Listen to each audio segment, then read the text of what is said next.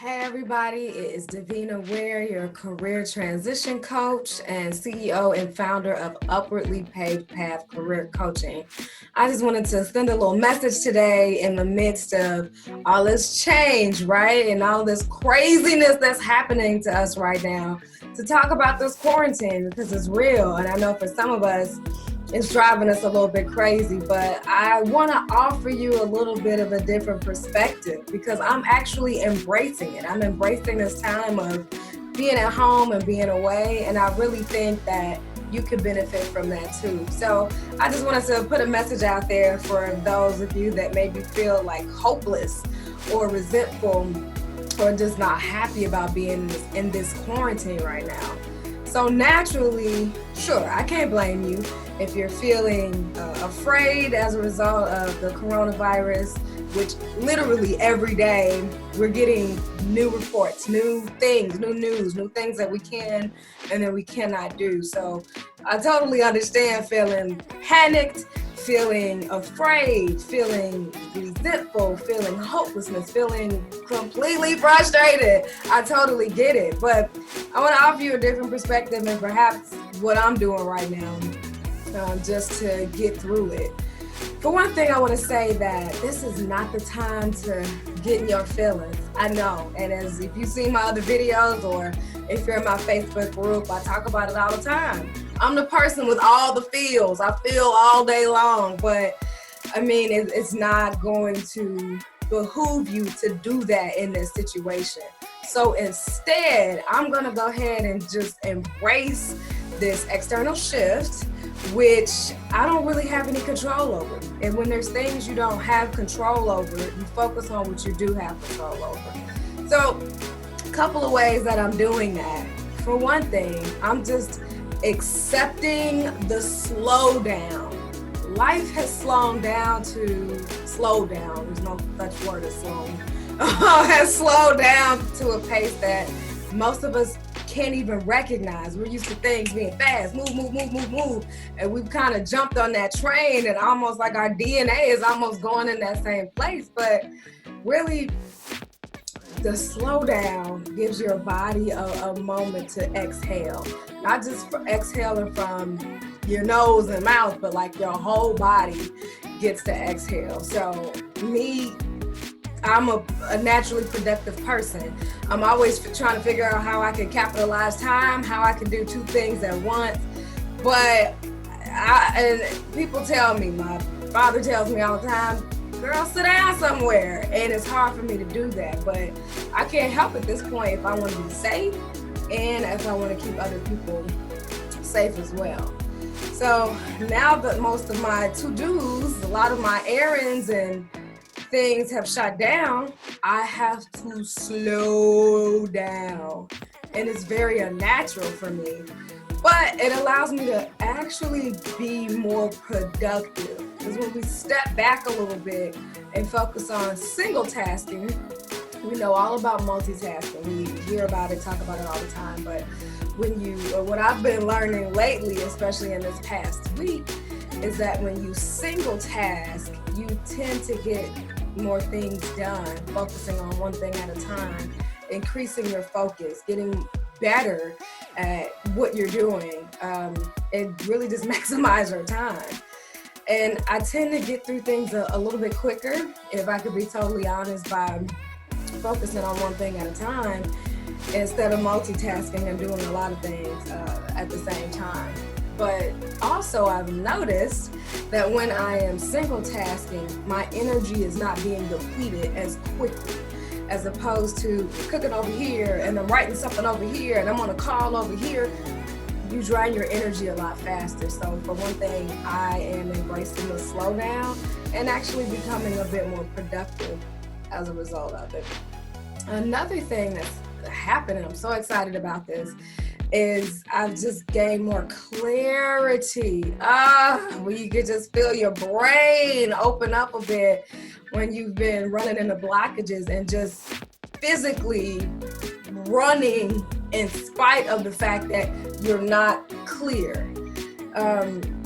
Well, why? Why am I getting more clarity at this time? It's because there's less noise and there's less distractions, less noise of being in an office, less noise of encountering people. And don't get me wrong, social distancing can be difficult because we need human to human interaction. But sometimes there's just too much chatter, and people carry energy. There's just a lot of energy, and I live in a major metropolitan area of Chicago, and there's just lots of energy. Folks' energy, whatever they got, which can get on you. But when you're in this place of solitude, you can hear a bit better, meaning you can hear from God a bit better when you're not running around trying to meet work deadlines and then personal deadlines at the same time. The gym is closed, so it's just you, and you got to figure that thing out. And with the lack of running around, I can't be distracted from things that I need to deal with. At a spiritual level, it's so easy to put things off and push things to the side when I got to do this now. I got to stay on my routine. I got to do the things. I got to take care of it, have my fingers in all these different pots. But with not having to do that, and you give in to the silence, when you accept the silence, you start to hear, this is the way, walk in it. And then you start to move in that space. And there's nothing more satisfying, soothing to the soul. I mean, like a cold glass of water on a hot summer day, or sometimes when you got heartburn. That's what clarity feels like. Instead of you constantly pushing at a fast rate, but you're still not getting past the blockages. And after a while, when you keep running into something, like you're gonna knock yourself out, so to speak. So I've received a lot more clarity and balance simply from being still and giving into the quiet and just allowing myself to, my energy really to reset. So speaking of that, the last thing I can say has really blessed me in this quarantine is that how can I easily say this? So I'm taking God off of my calendar and then I'm getting onto his. So what that means is I'm not, I got a to-do list. I write things out like, okay, I'm gonna fast at this point. I'm gonna pray from this time every day. And it's scheduled. I mean, which is good because we schedule everything else. So we need to be intentional about the time we spend with God. But now that, I'm still working from home, but it's with not having to go out and being bound by that kind of time. It's like being able to fluidly take him through my day. Not that I don't, but it's different when you're quiet and when you're alone and when he can get to you in that space. So yeah, I feel like I'm more on God's calendar than me penciling him into mine. And again, like I mentioned, with the sense of clarity, it's refreshing. It's soothing. Another great thing about this quarantine and how I'm embracing it right now is really recharging my relationships. All those things get put on the back burner when you're trying to strive and meet your goals, as well as work deadlines and work pressures, and really just trying to stick to your routine in order to be great. And oftentimes I don't get to talk to my loved ones as much as I'd like to, or check in on people, quite frankly, because sometimes I'm just too tired to do that by the time I get home. But again, with the slower pace and things calming down a bit, I don't feel like I have to protect my time as much and protect my energy as much. So now I can pour out and to give onto my friends and family and then let them do the same. It's been a lot easier for me to just text someone and say, hey, how you doing? I haven't talked to you in a while. What's going on with you? Or for people to pick up the phone and call me that I haven't heard from in a while. So it's been great to recharge those relationships, reconnect with people, so that by the time the quarantine is over with, then I can continue those connections outside of this. So it's been good. We isolate ourselves, so you don't have to isolate yourself in this time, but I mean, use it for what it is for sure.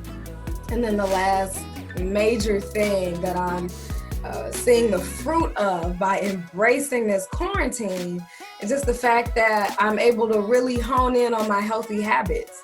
So some of that is meal prepping, being more creative with working out, because I can't go to the gym and right now it's snowing outside, so I would rather not run.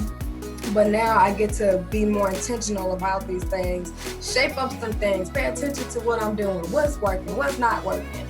And this is not just concerning weight, but eating food that fuels me instead of food that's just gonna get me from A to B, or food that's gonna, soothe my emotions because I'm stressed out.